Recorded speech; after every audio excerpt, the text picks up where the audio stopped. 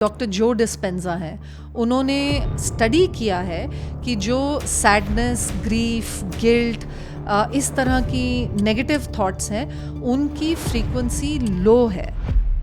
हमारी जो सारी एनर्जी है नर्वस सिस्टम से आती है, तो अगर इसकी एनर्जी सारी की सारी स्ट्रेस में जा रही है तो सबसे बड़ी डिजीज़ बिजी लाइफस्टाइल है। जो दवाइयाँ हैं वो इलाज हैं ही नहीं। कभी आपने सुना है कि किसी को डायबिटीज़ की दवाई खाने से डायबिटीज़ ठीक हो गया? No, it just increase it. सब डॉक्टरों के पास जाओ, हर मर्ज के लिए वो कहते हैं प्रोटीन खा लो, प्रोटीन खा लो। पर आपको ये सुन के हैरानगी होगी कि प्रोटीन हमारे शरीर को चाहिए ही नहीं। मैं कहती हूँ गॉड इज़ माई शेफ़, परमात्मा खुद मेरा खाना तैयार करते हैं। क्या है वो? शरीर का बीमार होना नॉर्मल नहीं है, शरीर का स्वस्थ रहना नॉर्मल है। इस एपिसोड का पर्पस है आपकी ज़िंदगी में ऐसे सिंपल और नेचुरल हैबिट्स लाना जिन्हें अपनाकर आप डायबिटीज़, हाइपरटेंशन, हार्ट अटैक जैसी क्रॉनिक डिजीज़ से राहत पा सकते हैं। और एपिसोड को शुरू करने से पहले हमारी बस एक रिक्वेस्ट है, चैनल को ज़रूर सब्सक्राइब करें। तो चलिए शुरू करते हैं the PMC show with Nandini Gulati. Welcome ma'am, welcome to the PMC show. Thank you. Amazing. Okay, so I think the first thing जो हम शुरू मैं करना चाहूँगी वो है कि the amount of chronic illnesses cases जो हम इंडिया में सुन रहे हैं, स्पेशली यंग अडल्ट्स में और मिडिल एज लोगों में भी, वो बढ़ता जा रहा है। And post covid I think वो और ज़्यादा एक्सपोनेंशियली बढ़ा है। So according to you, because you are also a holistic health coach and a self healing coach, तो व्हाट डू यू थिंक इस सिचुएशन में क्या ऐसा हो रहा है कि ये जो रेट है वो इतना ड्रास्टिकली इंक्रीज़ हो रहा है? इसके दो तीन बहुत बड़े कारण हैं। पहला है स्ट्रेस जो है बढ़ता जा रहा है। Financial problems, deadlines, relationship stress कितना बढ़ता जा रहा है आजकल, और यंग से यंग लोगों में बढ़ता जा रहा है। दूसरा कारण है हमारा सेडेंट्री लाइफस्टाइल। सब जगह हम लोग गाड़ी से जाते हैं और इतना एक्सरसाइज पे ध्यान नहीं दे पाते, सब इतने व्यस्त हैं। तो ये दूसरा कारण है। और तीसरा जो सबसे बड़ा कारण है वो हमारा खान पान। क्योंकि हम स्ट्रेस में हैं, क्योंकि हमारे पास टाइम नहीं है, हम लोग आजकल इतना इजी हो गया है, आप बस मोबाइल पे जाएं, थोड़े से बटन दबाएं और घर में कोई भी खाना आ जाएगा, कहीं का भी, और कुछ आपको प्रिपेयर करने की ज़रूरत नहीं है। तो इतना ईज़ ऑफ एक्सेस हो गया है, और पैकेज फूड वगैरह जितना हम ज़्यादा खा रहे हैं, इस सब के कारण से हमारा जो स्वास्थ्य है वो और ख़राब होता जा रहा है। और एक और बात ये भी है कि जो हम शहरों में रहते हैं वहाँ पे इतनी पोल्यूशन, नेचर का कोई ज़्यादा संबंध नहीं है। पेड़ देखे हुए हमें महीने हो जाते हैं, और सनसेट, सनराइज़ देखे हुए तो पता नहीं कितना समय बीत जाता है। तो नेचर से हम बिल्कुल डिस्कनेक्ट हो गए हैं। ये सबसे बड़ा कारण है। अगर हम नेचर से अलाइन हो जाएं तो सब कुछ संतुलन में आ सकता है। Correct.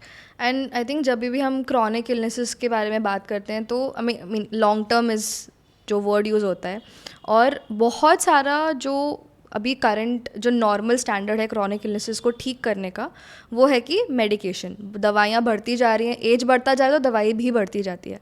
But is it really true कि जो सारे क्रॉनिक इलनेसेस हैं उसके लिए सिर्फ दवाई ही उसका एक इलाज है? इज़ देयर एनीथिंग एल्स जो हम कर सकते हैं उसके अराउंड? अगर आप इसके बारे में सोचें तो जो दवाइयाँ हैं वो इलाज हैं ही नहीं। ओके।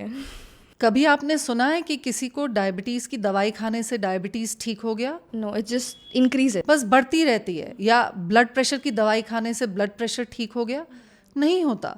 क्रॉनिक का यही मतलब है कि वो ज़िंदगी भर चलता रहता है। तो डॉक्टर के पास आप जाते हैं तो डॉक्टर कहता है कोई चारा नहीं है, आपको पूरी ज़िंदगी ये दवाई खानी पड़ेगी और आप मरीज़ बन के रहेंगे पूरी ज़िंदगी। जब मुझे डॉक्टर ने ये कहा तो मुझे ये पचा नहीं।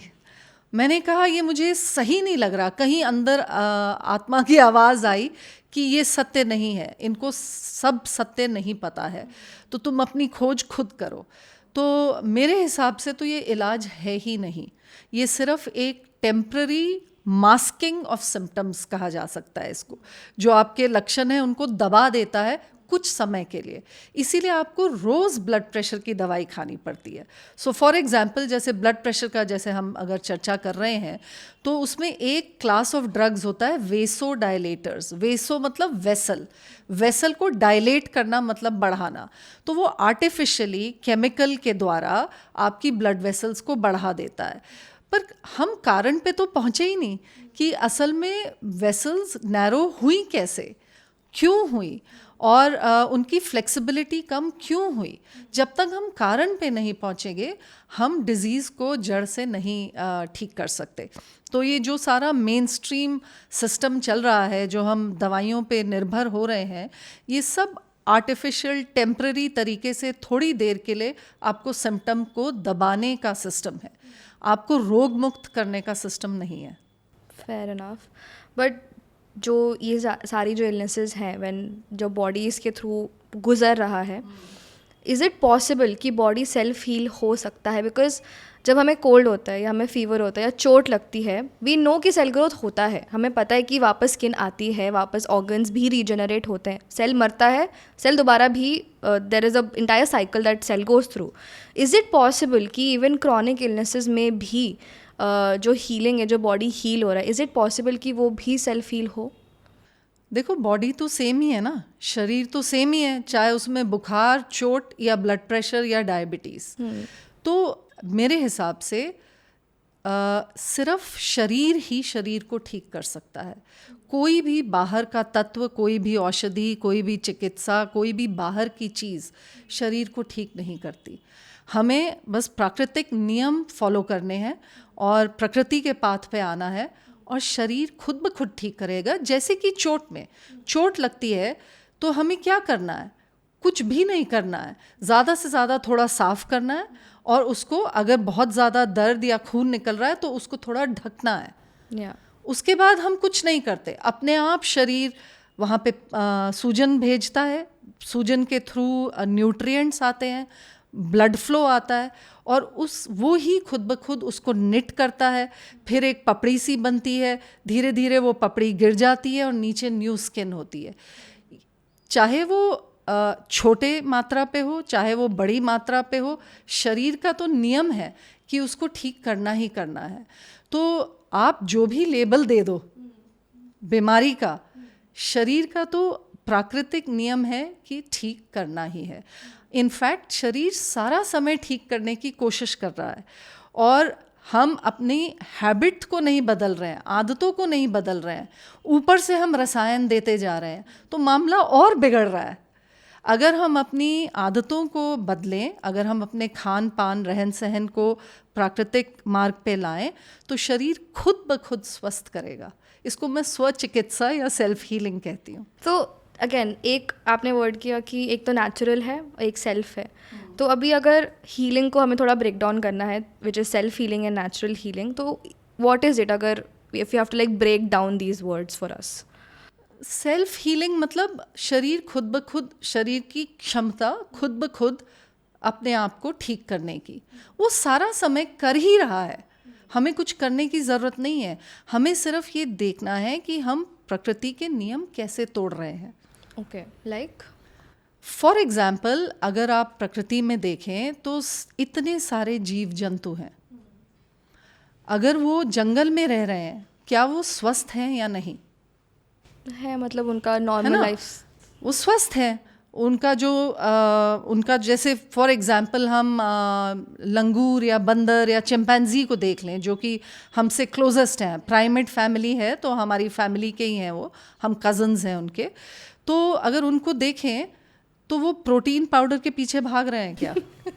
नहीं। वो समोसे चाय पी रहे हैं क्या? वो हमसे ज़्यादा शक्तिशाली हैं या नहीं? वो क्या खाते हैं?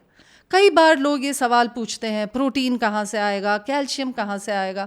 ये सैकड़ों तरह की जो थियरीज़ हैं, इन्होंने हमें पूरा कंफ्यूज करके रखा है। मैं भी पूरी कंफ्यूज थी, लेकिन जब मैं बहुत ज़्यादा कन्फ्यूजन से गुज़र रही थी, मुझे कहीं से ये ख्याल आया कि प्रकृति की तरफ देखो, प्रकृति में क्या हो रहा है। एक दिन मैंने चिड़िया को कुछ खाते हुए देखा, तो मुझे ये लगा कि चिड़िया को हम अंग्रेज़ी में जैसे बर्ड ब्रेन बोलते हैं, वो ऑलमोस्ट इंसल्ट की तरह है कि तुम्हारा ब्रेन बहुत छोटा है, तुम्हें सोचना नहीं आता। तो मेरे दिमाग में एक ख्याल आया कि चिड़िया विद हर बर्ड ब्रेन, उसको पता है कि क्या खाना है, तो इंसान को क्यों नहीं पता कि क्या खाना है? हम तो अपने आप को सबसे इंटेलिजेंट समझते हैं। तो फिर मैंने ये ऑब्ज़र्व करना शुरू किया, हाथी कैसे इतना स्ट्रांग है सिर्फ ग्रीन्स और ब्रांचेस खा के। वो तो नहीं भाग रहा गाय के पीछे कि मुझे दूध चाहिए प्रोटीन के लिए, या पनीर चाहिए, या मीट चाहिए। तो ऐसे जब मैंने सोचना शुरू किया तो मैंने थोड़ा साइंटिफिक एक्सप्लोरेशन भी किया कि हमारी जो एनाटमी है वो किस चीज़ के लिए बनी है। हमारे जो हाथ हैं, क्लॉज नहीं हैं, शेर के पंजे नहीं हैं कि हम किसी जानवर को फाड़ के खा सकें, और ना ही किसी गाय को देख के हमारे मुंह में पानी आता है कि इसका दूध पी लें। हमारे मुंह में पानी कब आता है? जब हम फल देख रहे हैं पेड़ पे लगे हुए, और उसको हम जब तोड़ते हैं, जो प्राकृतिक चीज़ है, I am not talking about pizza burger, वो देख के भी पानी आता है मुंह में, बट वो अलग चीज़ है। मैं प्राकृतिक बता रही हूँ। पेड़ पे पिज्ज़ा और बर्गर नहीं टंगे होते। पेड़ पे अगर हम आम देखें और हमें बहुत भूख लग रही है और वो पके हुए आम है, तो हमारे पास सब सुविधा है उसको तोड़ने की और खाने की। तो परमात्मा ने प्रकृति में हर प्राणी को क्षमता दी है अपना खाना ढूंढने की, पहचानने की, स्मेल से, देखने से और खाने की। लेकिन हमने सब नियम तोड़ दिए। जो हमारे नाक को नहीं पसंद उसको हम पका पका के खाते हैं। जैसे कि कोई भी कच्चा मुर्गा नहीं खा सकता इंसान, उसको पकाना ही पड़ेगा, और उसको उसकी असल जो है उसको छुपाना पड़ेगा। उसमें हल्दी डालेंगे, तेल में फ्राई करेंगे, नमक डालेंगे, अलग अलग तरह की सब्जियां डालेंगे, और फिर हम उसको खाएंगे। तो उसको हम बिल्कुल छुपा रहे हैं। तो जो परमात्मा ने हमें इतना सोफिस्टिकेटेड सिस्टम दिया है, हमारी 5 सेंसेस, हम उनको ओवरराइड कर रहे हैं। ये एक उदाहरण है कि हम प्राकृतिक लॉज को ब्रेक कर रहे हैं। जो 5 हमारे हैं ना, sense of smell, taste, sight, feeling, इनको हम तोड़ रहे हैं। हम कह रहे हैं नहीं, जो हम नहीं खा सकते हम उनको किसी तरह कुछ ना कुछ करके उसके ऊपर हम उसको खाएंगे। तो ये सबसे बड़ा नियम है। जो हम उसके नेचुरल रूप में खा सकते हैं वो ही हमारा असली भोजन है। ऑल्सो मैम, जब हम सेल्फ के बारे में बात करते हैं, लाइक जो हमने फ़िलहाल एनाटमी के बारे में बात किया कि हमारा शरीर नहीं बना है वो खाने के लिए, फिर भी हम मास्क करके खा रहे हैं। Now with body there is also mind, there is body mind connection जिसके बारे में हम बात करते हैं। तो फूड जैसे एक इंटेक है जो हमारे शरीर को चाहिए, माइंड के पास बहुत सारे थॉट्स हैं जिसके साथ वो बढ़ता है, आगे चलता है और काम करता है। तो इन दिस कॉन्टेक्स्ट कि यहाँ पे अब फिर जो हम बॉडी माइंड के बारे में बात करते हैं, यहाँ पे फिर थॉट्स का हमारा क्या रिलेशन है? बिकॉज ऑल ऑफ दीज जो हम लॉस तोड़ रहे हैं, कहीं ना कहीं वो विचार भी हमारे मन में हैं कि हमें ये करना चाहिए कि हमें नहीं करना चाहिए, फिर भी हम वो जाके कर रहे हैं। तो इन दिस कॉन्टेक्स्ट में थॉट्स का क्या रोल है इन सारी चीज़ों को करने में? देखिए, थॉट्स माइंड में आती हैं और उनका एक्चुअल रोल तो सर्वाइवल के लिए है कि भाई जानवर आ गया, भागो, है ना, गरम ज़्यादा है इसके पास मत जाओ, आग से जल जाओगे, अब आगे क्या करना है। थॉट्स का एक्चुअल रोल तो सर्वाइवल के लिए है ताकि हम सेफ रहें। पर अभी क्या है, जो थॉट्स हमारे हैं बहुत ज़्यादा हैं और बहुत कंफ्यूजिंग हैं, और ज़्यादातर लोग तो उनके I would say 80 to 90% thoughts या तो पास्ट के बारे में है, मतलब पास्ट में क्या हुआ उसका रिग्रेट, उसका गिल्ट, उसके बारे में सोचना जिसका कि हम कुछ चेंज नहीं कर सकते, या फिर आगे के बारे में वरी और एंजाइटी कि मेरे साथ फ्यूचर में क्या होगा। तो एक्चुअली थॉट्स का इतना रोल होना नहीं चाहिए जितना अभी है, क्योंकि ना हम पास्ट को चेंज कर सकते हैं, ना हम फ्यूचर के बारे में कुछ भी वरी एंजाइटी करने से वो कम नहीं होने वाला। तो हमारी प्रेजेंट में हम रहते ही नहीं हैं। अगर हम प्रेजेंट में पूरी तरह आएँ तो थॉट्स तो होंगे ही नहीं। क्या थॉट्स होंगे, सिंपल से थॉट्स होंगे, अभी मुझे भूख लगी है, खाना खाना है, अभी मुझे बाथरूम जाना है, अभी नहाने का टाइम हो गया, अभी सोने का टाइम हो गया, मतलब सिंपल फंक्शनल थॉट्स होंगे। तो कोई भी थॉट्स जो फंक्शनल नहीं है, हमें या तो फिर वो क्रिएटिविटी के होंगे, वो अच्छे थॉट्स हैं कि मैं क्या कर सकता हूँ, मैं किसी के लिए क्या सेवा कर सकता हूँ, मैं वर्ल्ड में कैसे रहना चाहता हूँ, मैं क्या क्रिएट करना चाहता हूँ, जैसे आप लोग ये पॉडकास्ट क्रिएट कर रहे हैं, ये अच्छी थॉट, ये क्रिएटिव थॉट्स हैं। पर बाकी जो थॉट्स हैं कि ऐसा क्यों हुआ, वैसा क्या हुआ, मुझे ऐसे पैसे कैसे मिलेंगे, मेरे को कहीं कैंसर ना हो जाए मुझे, ये सब थॉट्स इतनी हेल्पफुल नहीं है। तो थॉट्स तो आएंगी क्योंकि ये हमारी नेचर है, इसमें थॉट्स उभरती हैं, बट अवेयरनेस के साथ हम उनकी जांच कर सकते हैं, परख सकते हैं कि कौन सी थॉट्स हमारे लिए यूज़फुल हैं और कौन सी थॉट्स यूज़फुल नहीं हैं। ये तो पूरे स्पिरिचुअलिटी में यही सिखाया जाता है Yeah. कि हम अपनी बुद्धि को इतना ठीक रखें ताकि हमें पता चले कि क्या सही है और क्या गलत, और किस थॉट्स में हमें एंगेज नहीं करना है। यही आई थिंक स्पिरिचुअलिटी का यही पर्पस है कि जो थॉट्स हमारे को जो यूजलेस थॉट्स हैं, जो चिंता की हैं, जिन पे हम कुछ कर नहीं सकते, दूसरों को कंट्रोल करने वाली थॉट्स जिसका कोई पर्पस नहीं है, तो उनको इतना आमंत्रण नहीं देना है अपने दिमाग में, उनको कहना है टाटा बाय बाय, और उन्हीं थॉट्स को रखना है जो कि आपको आगे की तरफ लेके जा रही हैं, जो आपको एक बेटर ह्यूमन बीइंग बना रही हैं, कुछ आप क्रिएटिविटी एक्सप्रेस कर रहे हैं। ये है थॉट्स का, तो यही रोल है। एक किताब है बहुत बढ़िया जो मैं आपके व्यूअर्स को रेकमेंड करना चाहूँगी, very simple to read, Hindi में भी है, अंग्रेज़ी में भी है, इंग्लिश में उसका टाइटल है don't believe everything you think. heard about it, हाँ. हाँ, तो ये मैं कहूँगी कि आप ज़रूर पढ़ें इसको। मुझे पढ़ने में 2-3 दिन लगे थे। बहुत ही सिंपल, बिल्कुल सरल भाषा में लिखी हुई किताब है। तो जो भी हमारे दिमाग में घट रहा है वो एक्चुअली हम हैं नहीं, वो सिर्फ घट रहा है किसी मूवी की तरह, किसी ट्रैफिक के नॉइज़ की तरह। उसको इतनी अटेंशन की ज़रूरत नहीं है अनलेस कि वो क्रिएटिविटी की थॉट्स हों, वो थॉट्स हों कि आप अपने जीवन को कैसे बेटर कर सकते हैं। अदर देन दैट बाकी सब थॉट्स को डस्टबिन में डालिए। आई मीन हम देखते हैं कि अगर किसी को बहुत ज़्यादा लो मूड है तो उसको थॉट्स भी वैसे ही आते हैं कि मुझे कुछ नहीं करना है, मुझे अब किसी से कोई लेना देना नहीं, मुझे अपने अंदर ही रहना है, I don't want to talk to anybody. और हम देखते हैं कि उसका बॉडी पोस्चर भी वैसा ही होता है, लाउजी होता है, स्ट्रेंथ नहीं है बिल्कुल भी।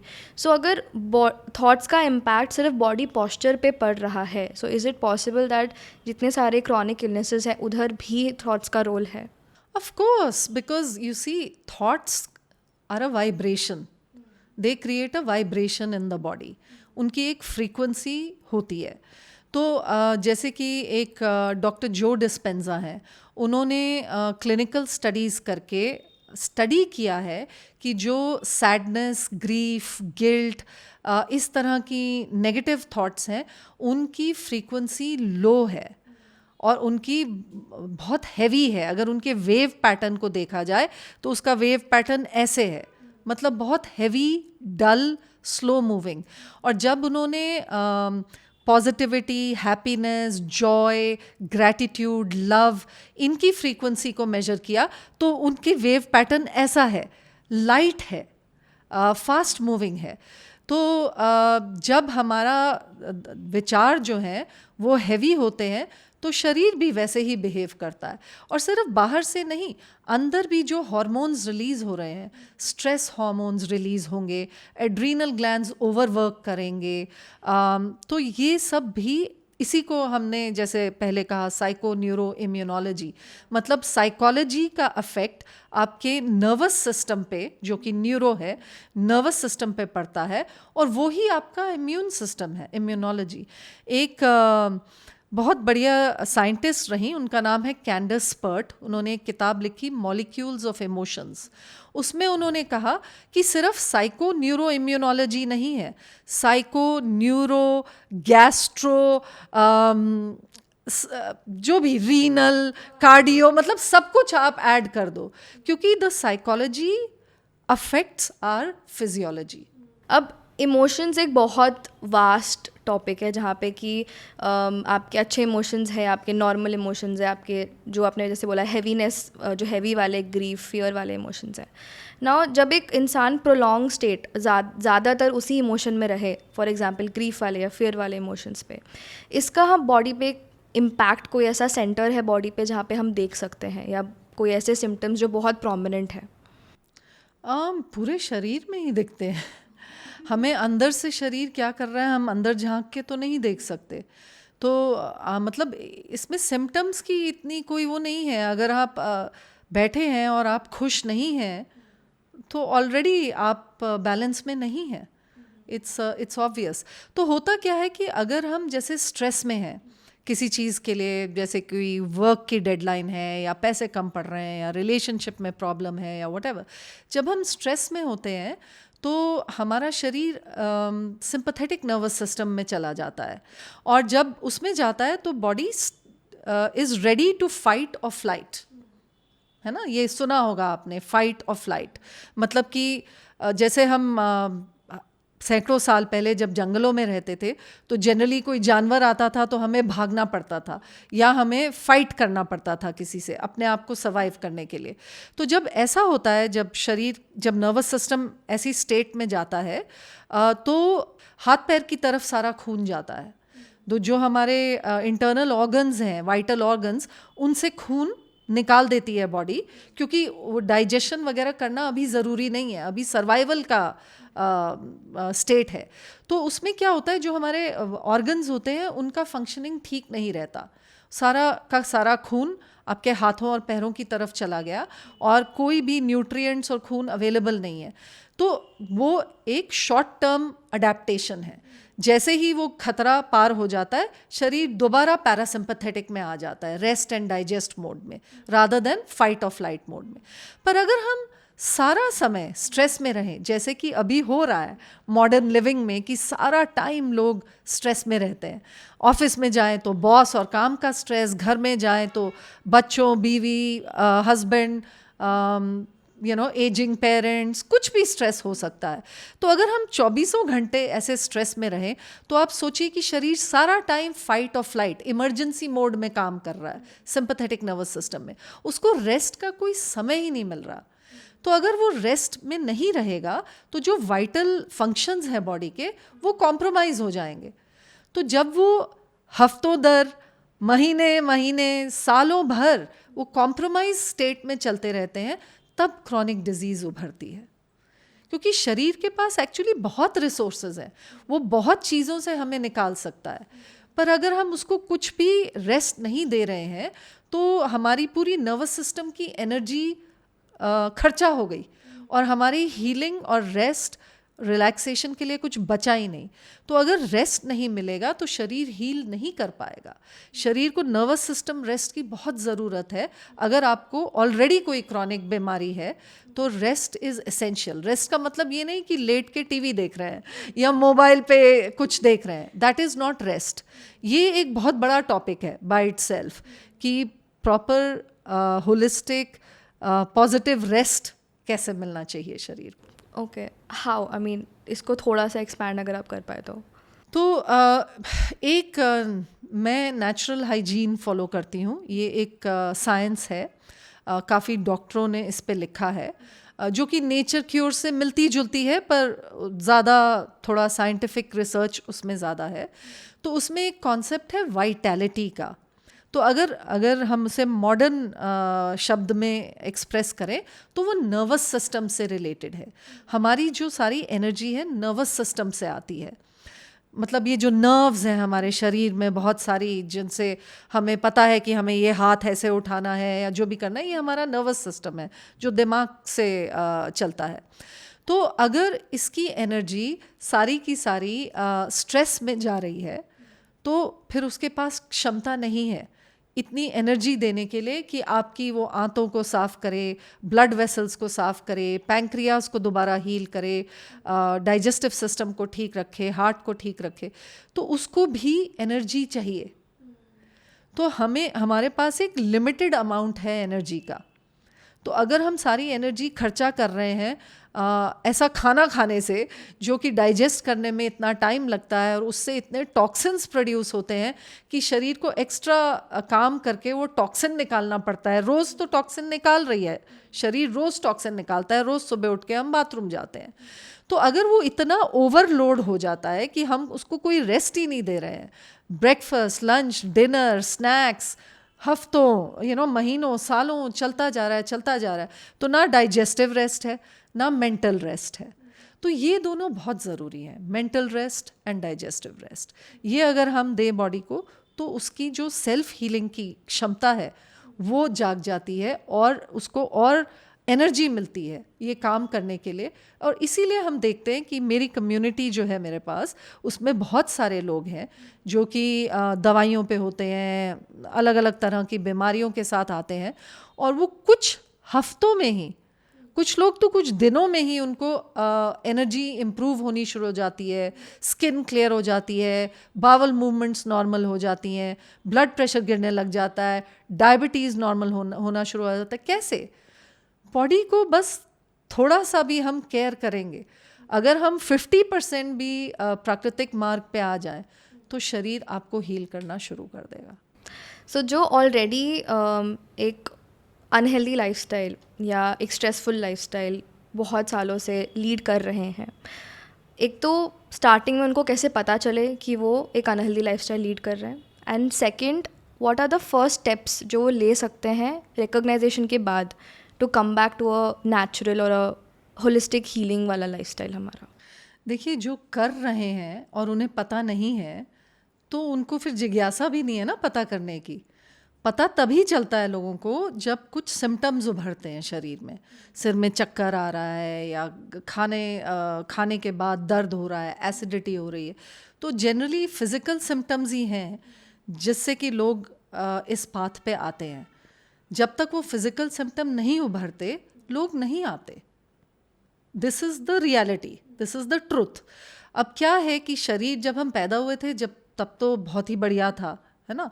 और जनरली चाइल्डहुड में जो भी आपने खाया पिया उसका शरीर उसको ठीक कर देता है।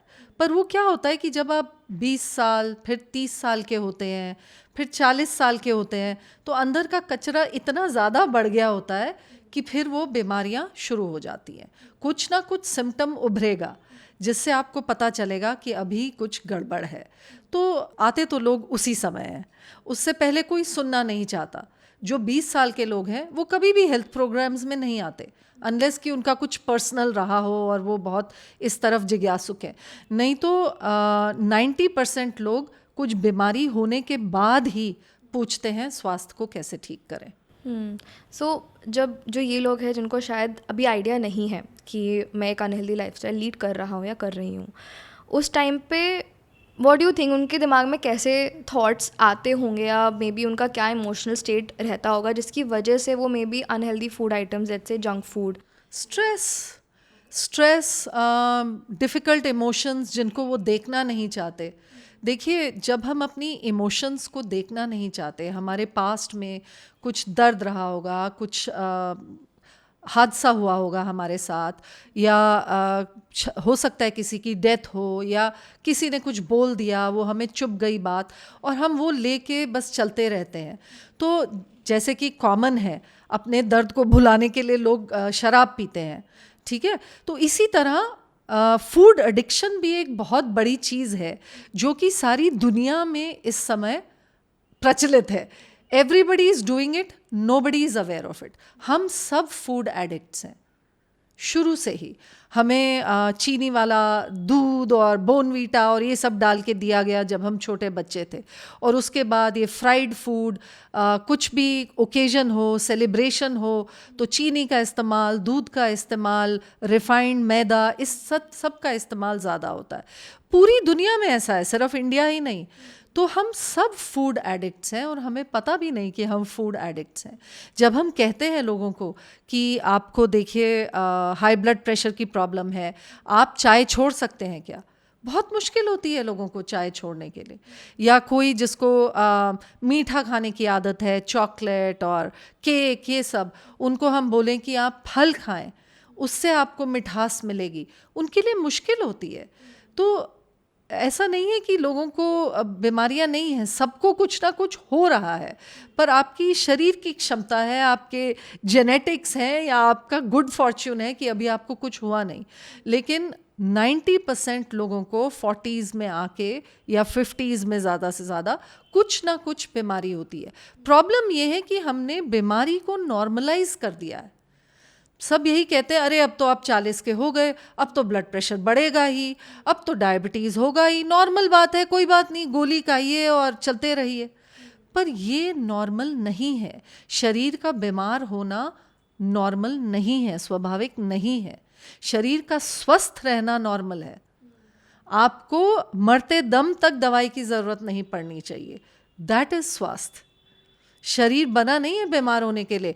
जो हाथी है या बंदर है या चिड़िया है, वो मरते दम तक उन्हें दवाई की ज़रूरत नहीं पड़ती। तो वैसे ही हमारा शरीर भी है, दवाई नॉर्मल नहीं है।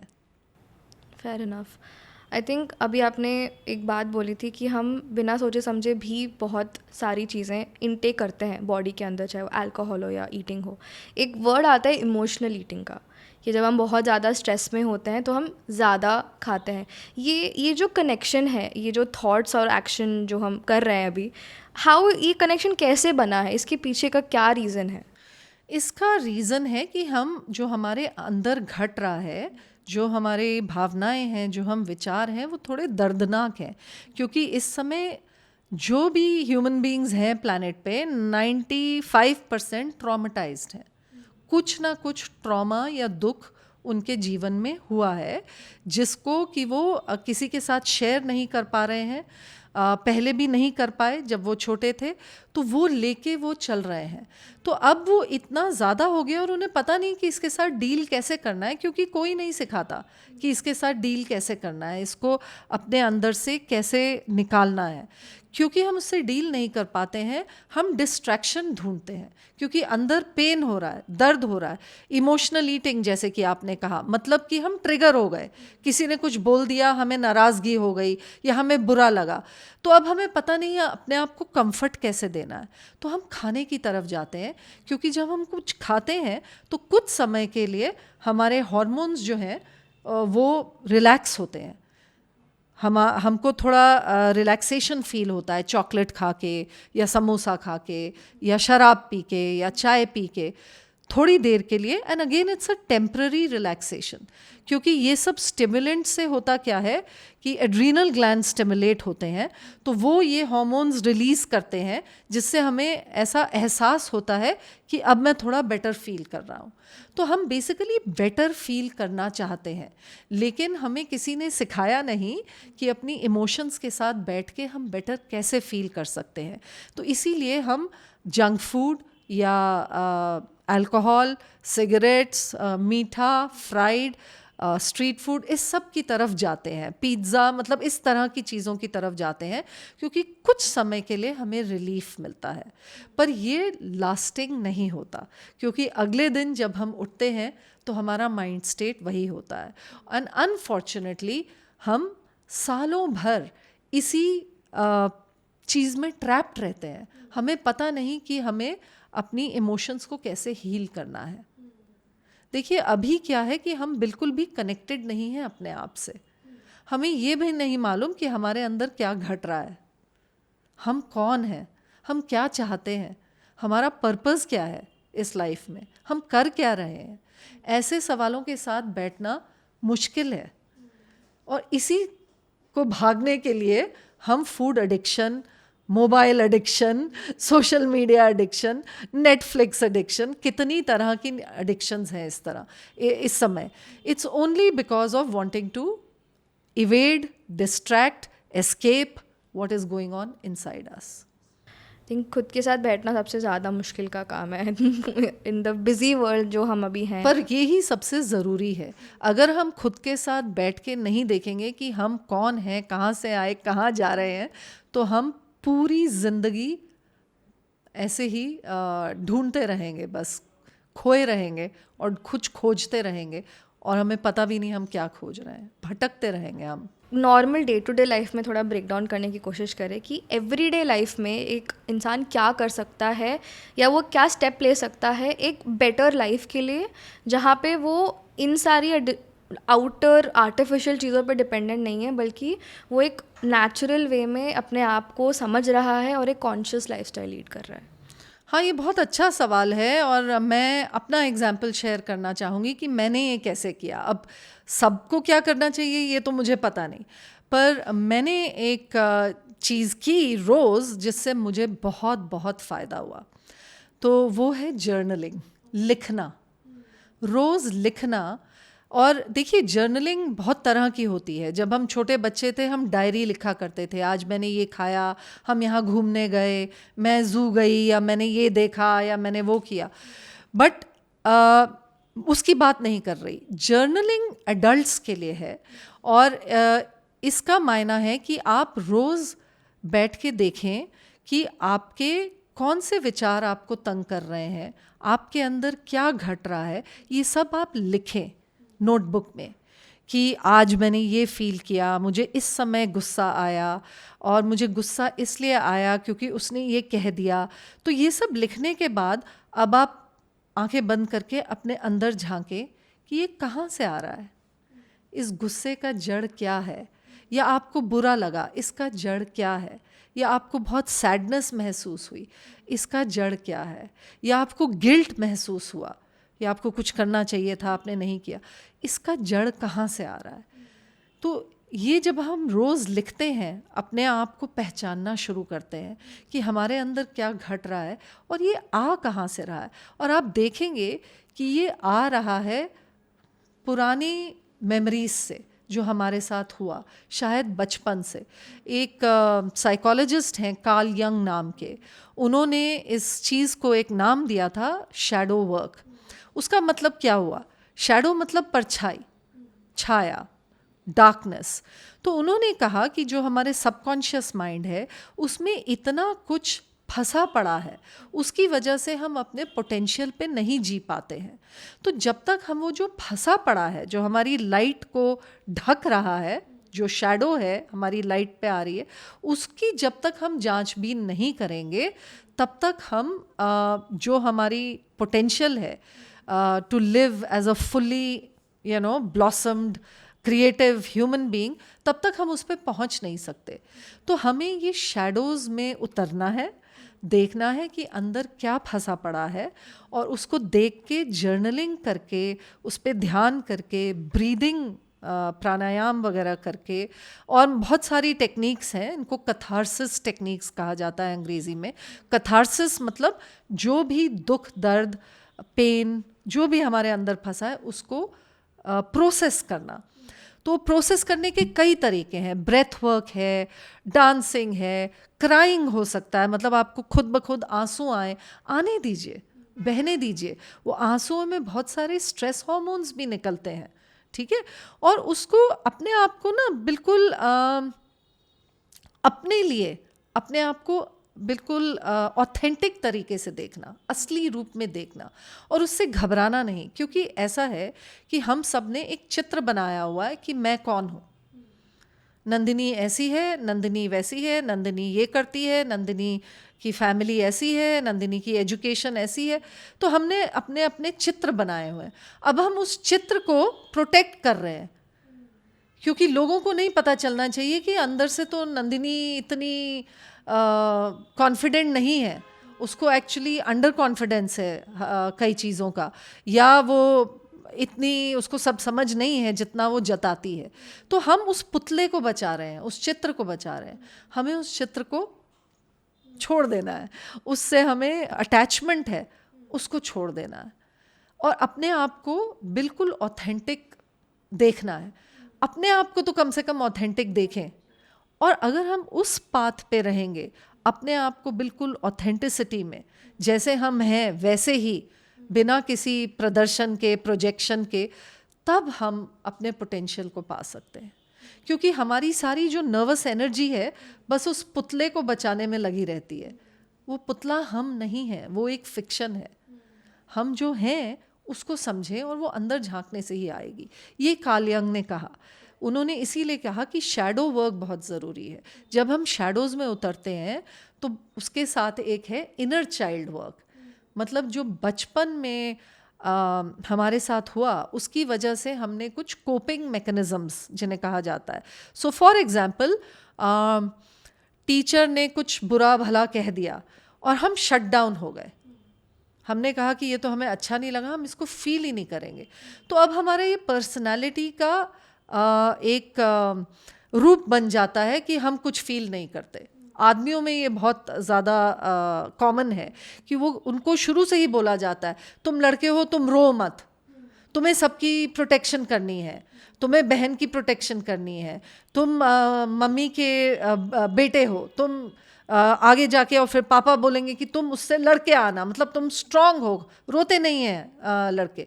तो अब अगर उसको रोना आ रहा है वो रो भी नहीं सकता, तो उसको ये समझ आता है कि एक्सप्रेस करना, अपनी फीलिंग्स को दूसरों के साथ शेयर करना ये सही नहीं है, ये वीक है। तो वो अपने अंदर सब कुछ पी लेता है और वो वहीं रहता है। और जब वो बड़े होते हैं वो कनेक्ट नहीं कर पाते अपनी लेट्स से गर्लफ्रेंड या वाइफ से, कनेक्ट ही नहीं कर पाते, वो बता ही नहीं पाते कि हम फील क्या कर रहे हैं, हमारे मन में क्या चल रहा है। उनसे कभी पूछा जाए कि आप क्या सोच रहे हो, बोलते हैं हम कुछ नहीं सोच रहे, मतलब कि हम तो बड़े ज़ेन हैं, साधु हैं, हमारे को तो ये सब विचार आते ही नहीं। तो ये एक तरह का सप्रेशन है। या लड़कियों को बोला जाए कि तुम्हें हमेशा घर में बैठना है, तुम्हें सेफ रहना है, बाहर बहुत तरह के खतरे हैं, तो उनका कॉन्फिडेंस ही पूरा ख़त्म हो जाता है। तो जब वो बाहर जाती हैं काम करने, उन्हें लगता ही नहीं कि वो कॉन्फिडेंट है, और उनको अपने आप को छुपा के रखना या लो रखना या दूसरे लोगों को प्लीज़ करना, ये उनकी पर्सनालिटी बन जाती है। तो कार्ल यंग ने कहा कि जो हमारे साथ बचपन में हुआ, जो सोसाइटी ने हमें बताया या फैमिली से हमने पिक किया या खुद ब खुद सोच के, तो हमने कुछ कोपिंग मैकेनिज़म्स अडॉप्ट किए। अब वो हमारी प्रोग्रामिंग हो गई है, वो हमारी पर्सनालिटी बन गई है, और मैं इसको अपनी कम्युनिटी में प्रिजनैलिटी बोलती हूँ। हाँ, हम एक प्रिजन, अपने विचारों के प्रिजन में बंध गए हैं, अपने बिलीव्स के, कि मैं तो कॉन्फिडेंट नहीं हूँ, मैं तो कभी कर ही नहीं सकती इतना, या मेरे पास तो इतनी क्षमता ही नहीं है कि मैं इतना पैसा कमा लूँ या दूसरों के साथ अपनी बात रख लूँ। तो इस प्रिजन में हम बंध जाते हैं, और ये एक पुतला है, ये रियल नहीं है। इसको जब हम इसके साथ अटैचमेंट छोड़ते हैं और एक्चुअली देखते हैं हमारे अंदर क्या हो रहा है, तब हम रियल हम कौन हैं उसको पहचानना शुरू करते हैं। जब हम रियल जो हम हैं अंदर वास्तविक में, उससे दोस्ती करते हैं, तब हमारा पोटेंशियल उभर के आ सकता है। तब हम स्पिरिचुअल क्या कहते हैं, अलाइनमेंट में आ सकते हैं, माइंड बॉडी स्पिरिट एक कर सकते हैं। सो एक जो बात मुझे सबसे ज़्यादा, मतलब मेरे लिए बहुत ज़्यादा हाईलाइटिंग थी, वो थी कि जो बचपन के एक्सपीरियंसेस है लड़कों के लिए और लड़कियों के लिए, वो अलग अलग काफ़ी हैं, बट अंत में होता यह है कि इमोशनली दोनों नम हो जाते हैं। बट इनका जो मैनिफेस्टेशन शरीर पे होता है वो बहुत अलग अलग होता है, जहाँ पे हम देखते हैं कि मेन ज़्यादातर diabetes, heart attack, heart strokes ये बहुत ज़्यादा प्रेवलेंट है उनमें, एंड फीमेल्स में अलग तरीके की PCOD, PCOS, ये सारे जो क्रॉनिक इलनेसेस हैं वो बहुत प्रेवलेंट है। तो इसका भी क्या कोई रीज़न है कि जिस तरीके के थॉट्स उस तरीके का डिजीज़, या is there any pattern between that, because ये प्रेवलेंस रेट इतना ड्रास्टिक चेंज कैसे आता है? इस पे एक ऑथर हैं लुइस हे, उन्होंने काफ़ी चर्चा की है, उनकी किताब है यू कैन हील योरसेल्फ, तो उसको आप पढ़ सकते हैं। पर मेरे एक्सपीरियंस में देर आर सर्टन कंडीशंस जो कि आदमियों को ज़्यादा होती हैं, and there are certain conditions जो औरतों को ज़्यादा होती हैं बिकॉज ऑफ द एनाटमी। जैसे prostate cancer is the highest in men, women don't have a prostate, and breast cancer is most common in women. Men don't have breasts, so it's just anatomical differences. But एक चीज़ है जो एक और लेखक हैं जिन्होंने trauma के बारे में बहुत सारा लिखा है, गैबोर माटे, वो कहते हैं कि ऑटो इम्यून कंडीशंस औरतों में ज़्यादा होती हैं, और हार्ट डिजीज़ आदमियों में ज़्यादा होता है। और उसका मेन ये कारण है कि heart disease is a very strong link to stress. जो आदमी होते हैं वो कॉन्स्टेंटली स्ट्रेस फील करते हैं, क्योंकि उन्होंने अपनी फैमिली के लिए प्रोवाइड करना है, प्रोटेक्ट करना है, फाइनेंशियल प्रेशर है, और वो किसी से अपनी बात शेयर नहीं कर पाते. Women can still talk to each other, एक दूसरे से बात शेयर कर लेती हैं, पर आदमी शेयर नहीं कर पाते, क्योंकि शेयर करना उनकी मैस्कुलिनिटी को कम करता है. ये एक सोसाइटी का नॉर्म बना हुआ है. तो उस वजह से उनमें स्ट्रेस ज़्यादा पनपता है, और उसकी वजह से हार्ट डिजीज़ और हाई ब्लड प्रेशर ये सब आदमियों में ज़्यादा रहता है. वेरेज औरतों में अपने आप को छोटा रखना, अपने आप को जो वो हैं उससे कम जताना, अपने आप को दबाना, this is kind of the cause behind auto immune. Auto immune का नाम ही है कि अपने आप को कम करना. तो फिज़िकली ऐसा नहीं है कि शरीर अपने आप को अटैक करता है, बट अगर हम मेटाफोरिकली देखें तो इट्स लाइक अपने आप को जो आप हैं उससे कम करना, अपने आप को अटैक करना. तो उसको उस वजह से ऑटो इम्यून औरतों में ज़्यादा होता है, क्योंकि उनकी पर्सनालिटी को दबाया जाता है. So all of these diseases, autoimmune हो गया, heart attacks, heart arrest, cardiac arrest, everything. Now ये बिजी लाइफस्टाइल में एक लोगों का लाइक जैसे आपने बोला एक नॉर्मल बन गया है कि अरे इतने एज के बाद तो ये सब होना स्वाभाविक है. बट इन अर्बन लाइफस्टाइल जो अभी का हमारा चल रहा है, modern 21st century busy hustle lifestyle, उसमें अगर एक इंसान को एवरीडे बेसिस पे कुछ कॉन्शियस लाइफस्टाइल प्रैक्टिसेस अडेप्ट करनी है एक नॉर्मल लेवल पे, तो वो क्या ऐसा कर सकता है जिसकी वजह से एटलीस्ट वो रिस्क फैक्टर तो कम हो. मतलब जिनको हो गया वो तो प्रिवेंशन मतलब क्योर स्टेट में जाएंगे, बट रिस्क फैक्टर हम कैसे इसका कम कर सकते हैं? देखिए, आई थिंक सबसे बड़ी डिजीज़ बिजी लाइफस्टाइल है.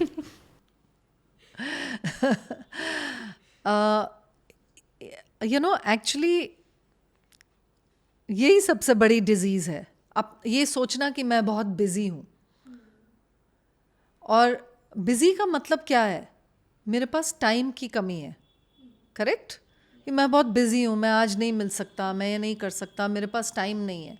ये बहुत कॉमन है, लोग बोलते हैं मेरे पास टाइम नहीं है. देखिए, टाइम तो सबके पास उतना ही है. 24 घंटे तो सबको ही मिलते हैं एक दिन में. अब आप उसके साथ क्या कर सकते हैं ये आपके ऊपर है ना. आइंस्टाइन के पास भी 24 घंटे थे, बुद्ध के पास भी 24 घंटे थे एक दिन में.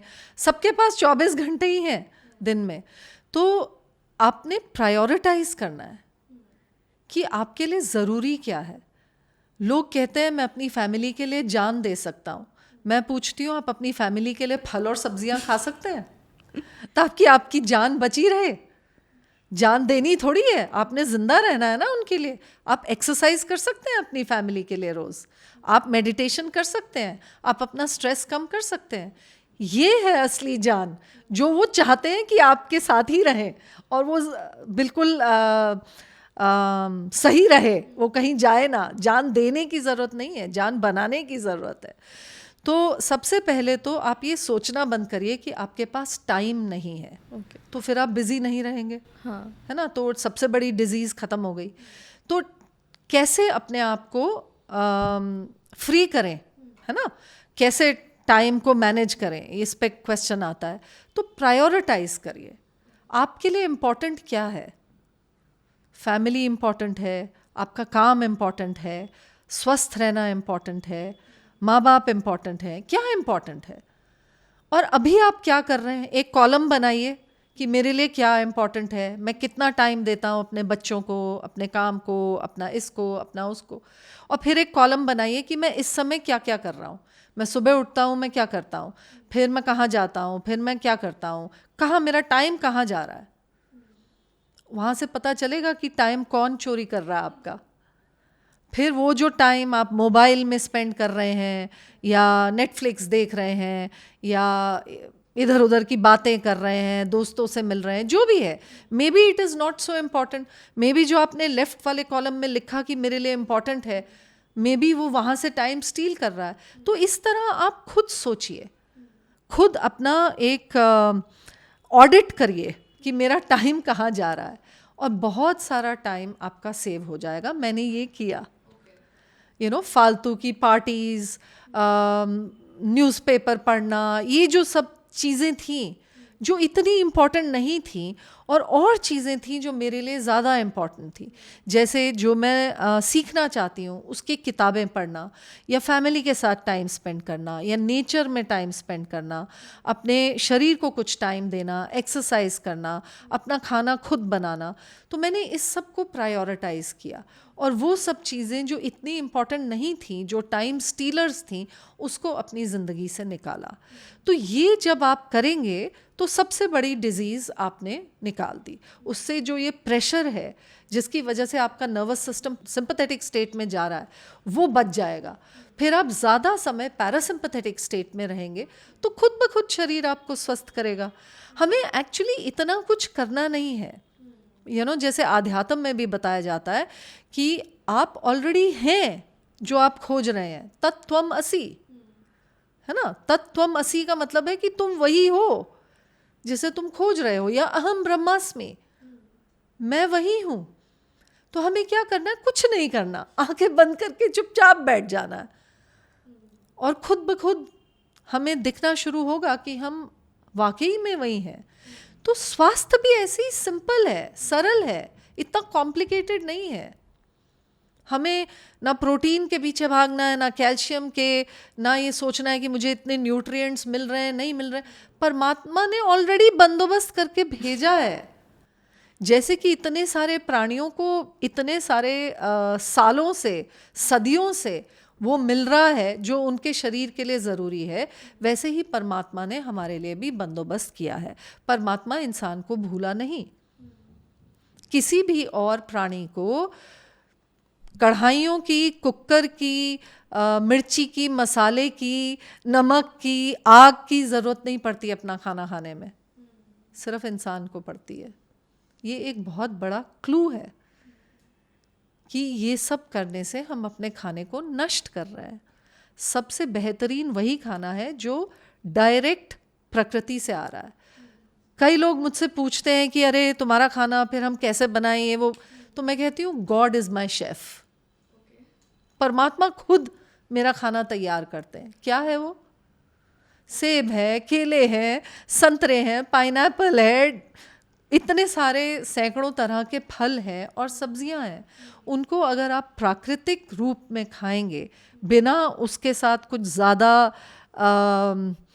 छेड़खानी किए हुए, तो उतना ही वो आपके स्वास्थ्य के लिए सही रहेगा। नेचुरली अकरिंग सब्सटेंसेस जो हाँ। बोलते हैं, प्राकृतिक चीज़ों को ही प्राकृतिक अपने आहार बेसिकली, इसको अपक्व आहार भी कहा जाता है, बिना आग के। बिना आग के। तो ये जितना ज़्यादा से ज़्यादा आप खाएंगे, मैं ये नहीं कह रही कि 100% लोगों के लिए संभव नहीं है, मेरे लिए भी संभव नहीं है 100% करना, बट ज़्यादा से ज़्यादा। तो आप अगर मुझसे पूछें एक चीज़ जो मैं लोगों को बताती हूँ जिससे कि 80% प्रॉब्लम ठीक हो जाती हैं, वो है सुबह के नाश्ते में फल और केवल फल। आधा किलो से 1 किलो तक फल सुबह नाश्ते में, लंच तक। ओके। चाहे 2 बार खाएं, 3 बार खाएं, जब भूख लगे तब खाएं। आप बस इतना कर दीजिए और आपकी 80% बीमारियां तो चली जाएंगी, और अगर नहीं है तो वो आएंगी नहीं। और थोड़ा सलाद की मात्रा बढ़ा दीजिए अपने लंच और डिनर में, और तेल और जो भी पशु से आ रहा है उसका सेवन छोड़िए, कम करिए। और सबसे बड़ी प्रॉब्लम है एक्चुअली ग्रेन, अनाज, क्योंकि वो कंप्लीटली डिहाइड्रेटेड होता है और उसको पकाने में बहुत कुछ करना पड़ता है। उसको सोक करो, उसको प्रेशर कुक करो, या उसका आटा बनाओ, उसको फिर गूंदो, फिर उसको तवा लगाओ, फिर उसको बेलो, फिर उस पर it's a lot of intervention that is done. जितनी ज़्यादा किसी भी चीज़ को इंटरवेंशन करनी पड़े खाने के लिए, उतना ही वो हमारा खाना नहीं है। केले को क्या करना है? छीलना है और खाना। सेब को क्या करना है? धोना है और खाना। काटने की भी ज़रूरत नहीं है। और कुछ फल हैं जिनको काटना पड़ता है, जैसे तरबूज, वो भी अगर हम तोड़ दें ऐसे तो खा सकते हैं अपने हाथों से, विदाउट एनीथिंग। तो दिस इज़ अ क्लू कि ये हमारा, और देखने में भी अच्छा लगता है, सुगंध भी अच्छी है, प्राकृतिक रूप में, चिकन की नहीं है, हाँ, दैट इज ठीक है, और फिश की नहीं है, और वीट चावल की तो है ही है नहीं ही कुछ, नहीं। है ना। तो ये सब डिहाइड्रेटेड फूड खाने की वजह से हमारे शरीर अकड़ रहे हैं। जितना भी हमारे भोजन में उसका प्राकृतिक रस होगा वो हमारे शरीर के लिए अच्छा है। We are 80% water, so we are design to eat water rich food. अब आप देखिए पानी ज़्यादा किस चीज़ में है। जैसे ही हमने घी को कुक किया पानी निकल गया। आप देखिए पालक हम इतनी सारी बनाते हैं और कुक होके वो इतनी सी रह जाती, पानी सारा निकल गया। तो हमारा खाना और पोषण पानी में है, जो कि फल और सब्जियों में है मौजूद, वो हमारा खाना है। अगर हम लेट्स से अभी आप बहुत कम खा रहे हैं तो आप धीरे धीरे 30% कर दीजिए, 50% कर दीजिए फल और सब्जियां रॉ फॉर्म में। और अगर आपको ऑलरेडी कोई बीमारी है तो थोड़ा सा और करना पड़ेगा। और जैसे जैसे आप करेंगे आप खुद ब खुद महसूस करेंगे, आपका शरीर बेटर फील करेगा, एनर्जी ज़्यादा होगी, स्किन इम्प्रूव करेगी, बावल मूवमेंट्स बेटर होंगे, कॉम्प्लेक्शन साफ रहेगा, बाल आपके चमकने लगेंगे, आंखें चमकने लगेंगी, वज़न कम होगा। और अगर आपको ऑलरेडी कोई बीमारी है तो वो ठीक होना शुरू करेगी। क्योंकि जब हम प्राकृतिक आहार पे आते हैं तो शरीर खुद ब खुद ठीक करता है। बीमार हम इसलिए क्योंकि हम अपना जो परमात्मा का बनाया हुआ, प्रकृति का बनाया हुआ आहार है वो हम ले ही नहीं रहे हैं, मतलब थोड़ा भी नहीं ले रहे हैं। लोग 4 आम सुन के घबरा जाते हैं, अरे मैं 4 आम कैसे खा सकती हूँ, पर 4 रसगुल्ले दे दो गटक जाएंगे, या ट्रू, 4 समोसे दे दो ले खा लेंगे, है ना, 4 चॉकलेट के पीस दे दो ले लेंगे। तो 4 आम से घबरा रहे हैं। मतलब इस समय अवस्था ऐसी हो गई है कि जो हमारा प्राकृतिक आहार है हम उससे घबरा रहे हैं। ट्रू, उसको खाने में हमें हिचकिचाहट हो रही है, अरे आम में तो इतनी शुगर होती है। अच्छा तो आपने चाय में चीनी नहीं डाली, आपके बिस्किट में चीनी नहीं थी, गुलाब जामुन में चीनी नहीं है क्या? और जो फल की चीनी है वो प्रोसेस शुगर की तरह नहीं है। That is the sugar your body wants to heal. हमारी कम्युनिटी में डायबिटिक्स आम खा खा कर ठीक हो जाते हैं, वाओ, तरबूज खा खा कर ठीक हो जाते हैं, केले, संतरे, पाइनएप्पल, अंगूर, कस्टर्ड एप्पल, जो भी आप फल का नाम लीजिए। जैसे डायबिटिक्स को डॉक्टर अक्सर बोलते हैं आप फल मत खाइए, तो हम उन्हें कहते हैं आप फल खाइए, वो घबराते हैं। तो मैं कहती हूँ आपके पास ग्लूकोमीटर है ना, आप रोज़ नापिए ना, आप हमें बताइए अगर आपका शुगर लेवल बढ़ेगा। और फिर वो रिपोर्ट करते हैं मैडम मैंने तो 4 आम खाए, मेरा तो डायबिटीज़ लेवल नहीं, मेरा शुगर लेवल नहीं बढ़ा। मैंने ये नोटिस किया कि जब मैंने रोटी दाल और ये सब खाया तो मेरा शुगर लेवल बढ़ा। तो मैंने कहा अब आपको सत्य पता चल गया ना। इतनी जागरूकता डॉक्टर करते नहीं हैं, बताते नहीं, क्योंकि उनको खुद नहीं पता। एक्चुअली मेडिकल बुक्स में न्यूट्रिशन की चर्चा नहीं होती। मेरे बहुत सारे दोस्त हैं, फैमिली मेम्बर्स हैं जो डॉक्टर्स हैं, और उनसे हमने पूछा कि आपको कितना बताया जाता है न्यूट्रिशन के बारे में।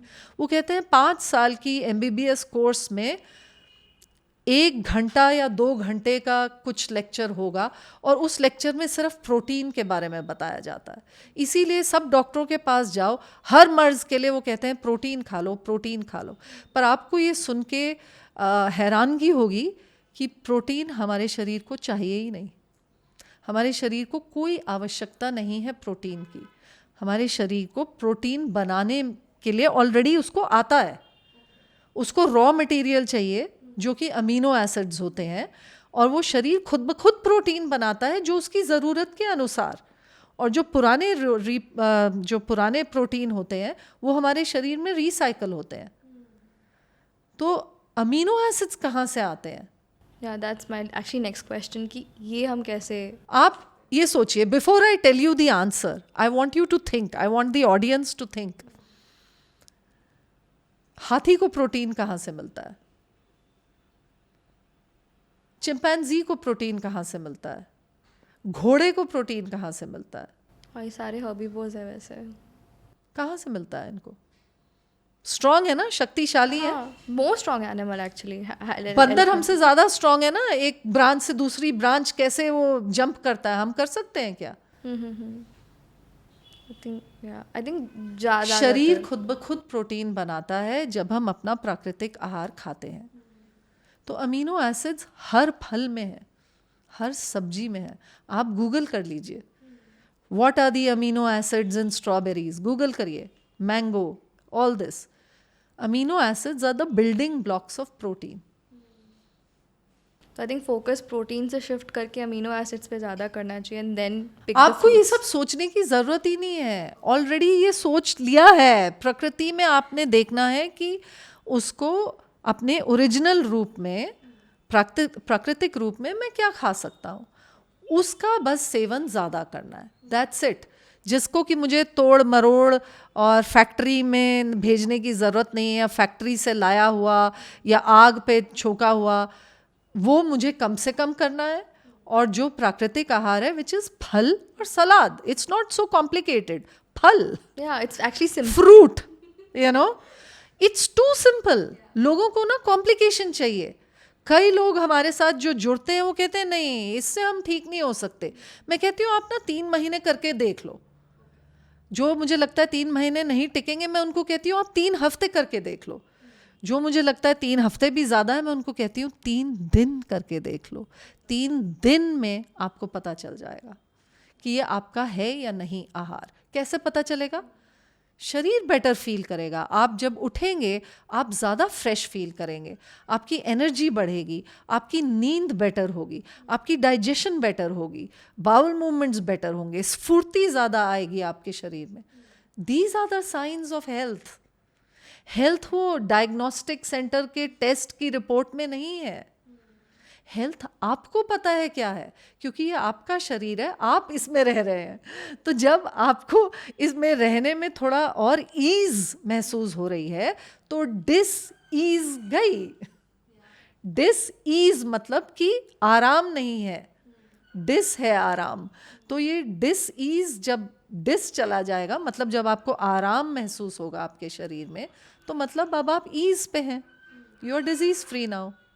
एक्चुअली अगर आप सिंपली अपना लाइफ जी रहे हैं, जो आपको प्रकृति दे रही है उसको ले रहे हैं, सिंपलिस्टिकली विद अवेयरनेस आप जी रहे हो, वही आपको डिस ईज एट ईज रखेगा, आपको डिजीज़ नहीं देगा। बट फॉर मी, मतलब बिकॉज मुझे ऐसा लगता है कि in this busy life style सबसे जो इम्पॉर्टेंट मील है दिन का, बोलते हैं ब्रेकफास्ट होता है, क्योंकि आप शुरुआत उधर से करते हैं। तो उसमें आई थिंक मुझे चाहिए होगा कि आप कोई ऐसे रेसिपीज़ मुझे बताएं जो मैं ईज़िली बना सकूं घर पे। Of course fruits is one thing जो डेफिनेटली इंक्रीज़ करना चाहिए, बट कुछ ऐसे रेसिपीज़ जो बहुत ईजी टू मेक है, बट अगेन सिंपल है सबके लिए, एंड ईज़िली बन जाए, जो हमारे घर पे नॉर्मली हमारे पास सामान होता है। मैंने कहा जैसे गॉड इज़ माई शेफ़, तो ऑलरेडी वो रेसिपी प्रिपेयर करके उन्होंने बहुत अच्छे पैकेज में, लाल, पीले, ऑरेंज, नीले, ये सब पैकेजिंग में भेजी है हमें। तो हम उसे क्यों ना अपना इजी रखें अपनी लाइफ को, Right. क्योंकि सब कहते हैं हम बहुत व्यस्त हैं। तो आप व्यस्त हैं ना, तो ये नेचर्स फास्ट फूड है, ओके, नेचर्स ओजी ओरिजिनल फास्ट फूड। फ्रूट्स कुछ ज़्यादा करना नहीं है, पील करना है, काटना है या धोना है और खाना है। फिर भी अगर आपको रेसिपी की ज़रूरत है, मैं एक देना चाहूँगी, specially for all the people who are drinking protein shakes. Done, ठीक है, उनके लिए ये स्पेशल रेसिपी है। एक नारियल लीजिए, नारियल का पानी यूज़ करिए, वो अगर आपको उपलब्ध नहीं है प्लेन वाटर भी चलेगा, ठीक है। और आप कुछ केले लीजिए जो कि बहुत पके हुए हैं, जो ऊपर से हल्के हल्के काले होने शुरू हो गए हैं। उनको आप एक मिक्सी में डालिए, तोड़ के नारियल पानी डालिए, चलाइए। उसमें आप थोड़ा सा टेस्ट के लिए, लाइक एक्स्ट्रा फ्लेवर के लिए, क्योंकि सब फ्लेवर से एडिक्टेड है, उसमें इलायची डाल सकते हैं, सिनेमन डाल सकते हैं, और अगर चॉकलेट के शौकीन है तो 1 चम्मच ककाओ पाउडर भी डाल सकते हैं, ठीक है। और वो चलाइए, और उसको अपने वो जो बोतल लेके आजकल जो सब लोग जिम में जाते हैं उसमें डालिए, और आप ये बनाना शेक पीजिए। वाओ, दैट्स वो एक्चुअली टेस्टी साउंड कर रहा है, टू बी वेरी ऑनेस्ट, तो मैं ट्राई करूँगी। But I think another meal of the day जो सबसे ज़्यादा चैलेंजिंग होता है वो होता है इवनिंग स्नैक्स. वहाँ पे सबसे ज़्यादा हमारी स्नैकिंग होती है, जंक फूड हम खाते हैं. हमें एक्चुअली समझ नहीं आता कि उस टाइम पे जब हमें भूख लगती है तो हमें क्या करना चाहिए. सो ये जो टाइम है 5 to 7 का जो टाइम है, इस टाइम पे हमें कैसे आपको कैसी क्रेविंग्स होती हैं, स्वीट की या स्पाइसी की या दोनों? आई थिंक दोनों. It's very confusing. ओके, तो देखिए स्वीट क्रेविंग्स उन लोगों को ज़्यादा होती हैं जो फल नहीं कंज्यूम कर रहे. जब आप नाश्ते में आधा किलो से 1 किलो फल खाना शुरू करेंगे, आप देखेंगे कि आपकी शुगर क्रेविंग्स ख़त्म हो जाएंगी, वैनिश हो जाएंगी. मेरी कम्युनिटी में ऑलमोस्ट 100% लोगों के साथ होता है कि वो कहते हैं कि अब मुझे शुगर क्रेविंग आ ही नहीं रही. देखिए शुगर क्रेविंग आती ही इसलिए है क्योंकि हम शरीर को जो उसकी नेचुरल शुगर है वो दे नहीं रहे. जब हम देना शुरू करते हैं तो वो क्रेविंग बंद कर देता है. दूसरी चीज़ है स्पाइसी क्रंची क्रेविंग्स. ये मुझे भी होती हैं ऑनेस्टली स्पीकिंग. चिप्स खाने हैं या कुछ नमकीन या मखाना, मुरमुरा, इस टाइप की. तो इसके लिए मैं एक विधि शेयर करती हूँ जो मेरी कम्युनिटी में आते हैं उनके साथ, और वो है कि एक चाट टाइप बना लीजिए, जैसे भेल चाट. लेकिन वो भेल खाई है ना आपने, हाँ, जो सड़क पे मिलती है, उसमें वो टमाटर और खीरा ढूंढना पड़ता है ना. तो हम हमारी भेल चाट में वो मूढ़ी या जो पफ्ड राइस होता है वो ढूंढना पड़ता है. वो भरा हुआ होता है खीरा, टमाटर, धनिया, इमली चटनी, नींबू, चाट मसाला, जो भी आप डालना चाहें खूब सारा डालिए. और थोड़े से क्रंच के लिए रोस्टेड मूंगफली या जो भी आपको पसंद है, गुजराती सेव डालते हैं, और मोस्टली लोग थोड़ी क्रंची मूंगफली या वो पफ्ड राइस, वो आप थोड़ा सा डालिए, जैसे 1 पोर्शन उसका और 3 पोर्शन सब्जी के, उसमें ग्रेटेड कैरेट, मतलब जो भी आप डालना चाहें, उसको मिक्स करके चटपटा तीखा मिर्ची डाल के जो भी आप बनाइए और वो खाइए. और आप मखाना भी यूज़ कर सकते हैं. आप कुछ भी जो ड्राई मटेरियल है वो 1 हैंडफुल और बाकी 3 हैंडफुल्स, ये प्रपोर्शन याद रखिए. And this is very popular with many in my community. I think हम एग्जैक्टली इसका उल्टा करते हैं और इसकी वजह से सारी दिक्कतें हमसे शुरू होती है. और एक और स्वीट के लिए एक और है कि खजूर लीजिए, स्लिट करिए, उसका बीज निकाल दीजिए और उसमें एक काजू या 2 बादाम या अखरोट ये डाल के आप हल्का सा पीनट बटर या कुछ अगर डालना चाहें आमंड बटर वो भी डाल सकते हैं. Very very tasty instant ready to eat dessert. And I think store भी कर सकते हैं ऐसे. स्टोर भी कर सकते हैं आप फ्रिज में.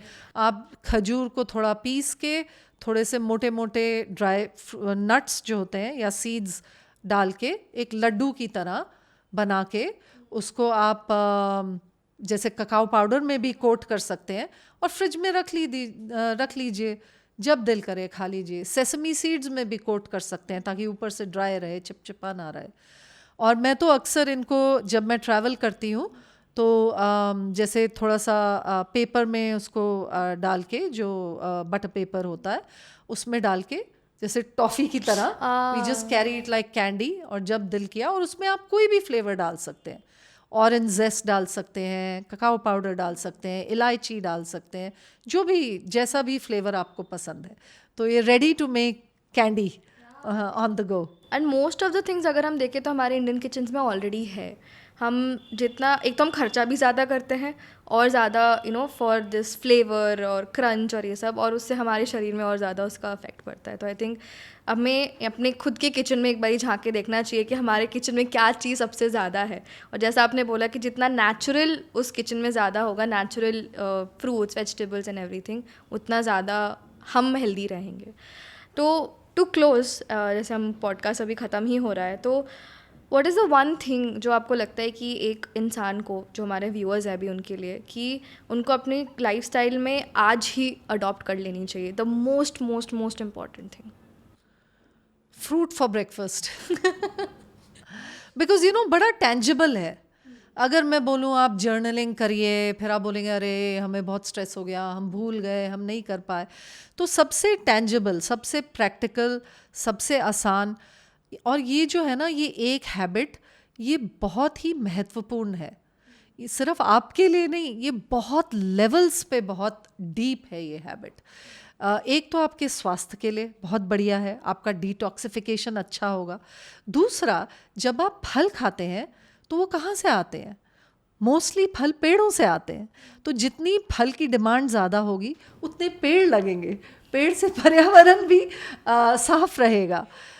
और जो फल के पेड़ होते हैं, जैसे मैं संडे को ही एक किसान से बात कर रही थी। हमारी एक ऑर्गेनिक मार्केट है जो हमने खुद चलाई है, तो उसमें हम किसान आते हैं डायरेक्ट, और वो किसान कह रहे थे कि अनाज उगाना हमारे लिए सबसे मुश्किल है, क्योंकि जब भी बेमौसम की बारिश हो जाती है तो सारा अनाज नष्ट हो जाता है, या जैसे कि लोकस्ट आ गए, या आंधी ज़्यादा हो गई, या जैसे आग लग जाती है विंटर के टाइम में, तो वो सारा नष्ट हो जाता है। और उसको देखना, उसको चूहों से बचाना, चिड़ियों से बचाना बहुत प्रॉब्लम है। इस समय उसके पास अमरूद आए हुए थे, तो उसने कहा ये मेरे लिए सबसे प्रॉफिटेबल है। एक पेड़ लगा हुआ है, वो खुद ब खुद कुछ करना नहीं पड़ता, क्योंकि अब वो पूरा मैच्योर पेड़ है, ना मुझे उसको पानी देना है, थोड़ा बहुत पक्षी खा लेते हैं, ठीक है, कोई प्रॉब्लम नहीं है।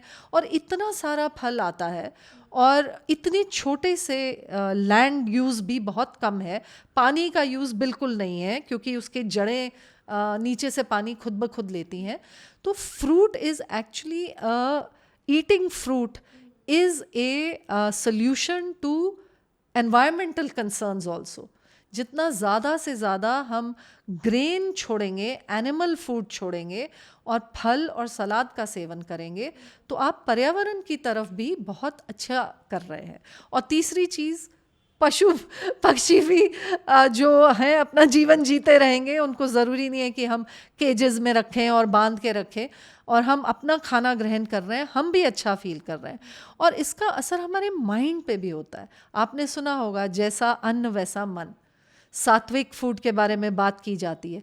तो सत्व तो वही है ना जो नेचर से डायरेक्ट आ रहा है। आप खुद ब खुद अनुभव करेंगे कि जब आप ऐसा खाएंगे आपका मन भी शांत होगा, आपकी वाइब्रेशंस भी फ्रूट की वाइब्रेशन से मैच होंगी, ना कि प्रोसेस्ड फूड की वाइब्रेशन या जो एनिमल से आ रहा है वो वाइब्रेशन। आप क्या चाहेंगे? आपकी वाइब्रेशन फल की तरह रंग बिरंगी, हंसमुख, अच्छी, चुलबुली हो, या आपकी वाइब्रेशन फैक्ट्रियों से आ रही हों, और बहुत अलग अलग किस्म के इंसान जो फैक्ट्रियों में काम करते हैं, उनकी सोच, उनके कर्म आपके खाने में आ रहे हों, या आप सीधा प्रकृति से खाना खाना चाहेंगे। तो मैं कहूँगी कि having fruit for breakfast is the biggest practice. नाश्ते में फल खाइए। थिंक लाइफ चेंजिंग लग रहा है मुझे, क्योंकि it's a very small practice, आपको ज़्यादा कुछ करने की ज़रूरत नहीं है, नहीं, बट उसका इम्पैक्ट आप पे भी पड़ रहा है, आपके आसपास के लोगों को भी पड़ रहा है, आपके आसपास के इन्वायरमेंट पे पड़ रहा है, and definitely at a level of intent आप किसी को हार्म नहीं कर रहे हो, और आप जो खा रहे हो उससे आपको अच्छा फील हो रहा है। तो I think that is the मूल मंत्र, टू हैव फ्रूट्स ब्रेकफास्ट में। और वो देखिए इतने रंग बिरंगे होते हैं, और हर मौसम में, हर 1 महीने में, हर 2 महीने में भगवान मेन्यू चेंज कर देता है, नेचर मेन्यू चेंज कर देती है ना। और उनको देख के मुझे तो एक खुशी सी होती है, जब मैं ऑरेंज आम या ये ड्रैगन फ्रूट पर्पल देख के, मुझे एक अंदर ही एक उल्लास सा उमड़ता है उसको देख के। वेरस जब हम पकाया हुआ या एनिमल से लिया हुआ फूड देखते हैं तो वो डेड फूड है, उसमें कोई जान नहीं है। फॉर एग्जाम्पल, जैसे कि आप एक बादाम लें, ठीक है, उसको, या बादाम, फ्लैक्स सीड, कोई भी बीज लें, उसको आप मिट्टी में डालिए, उसको पानी दीजिए, क्या होगा? पौधा आएगा, हाँ। है ना, उसमें जान है, लाइफ है। अब आप उसी चीज़ को रोस्ट कर लीजिए, या फ्राई कर लीजिए, या बॉईल कर लीजिए, या प्रेशर कुकर में डाल दीजिए, और उसको आप ज़मीन में गाड़िए, कुछ नहीं होगा उससे, वो सड़ेगा। हाँ। तो हमारे शरीर में भी सेम, वो सड़ता है। This is toxicity. हम जीवित खाना दे ही नहीं रहे हमारे शरीर को, तो वो जीवन कैसे एक्सप्रेस करेगा, फील करेगा? जीवन की जो एनर्जी है वो निकल जाती है। जैसे ही किसी चीज़ को आग में डाल दिया, उसकी जो जैविक शक्ति थी वो निकल गई। This is why it's so important कि हम अपने खाने में जैविक खाना, not just organic but also living food जिसे कहते हैं, उसको ग्रहण करें. जितना लिविंग फूड हम खाएंगे तो लिविंग एनर्जी बढ़ेगी. I think at this point बहुत ज़्यादा इम्पॉर्टेंट है ये समझना कि अगर आपको जीवित रहना है तो आपको जीवित आहार खाने की बहुत ज़रूरत है. And thank you so much ma'am कि आपने इस पॉइंट को इतना ज़्यादा हाईलाइट किया पूरे पॉडकास्ट में, क्योंकि आई थिंक हम भूल गए हैं कि बहुत लाइफ सिंपल है हमारी और सिंपलिस्टिकली ही हमें जीनी है. एंड इससे ज़्यादा सिंपल मुझे लगता है नहीं कि और कुछ हो सकता है अडॉप्ट करने के लिए हैबिट.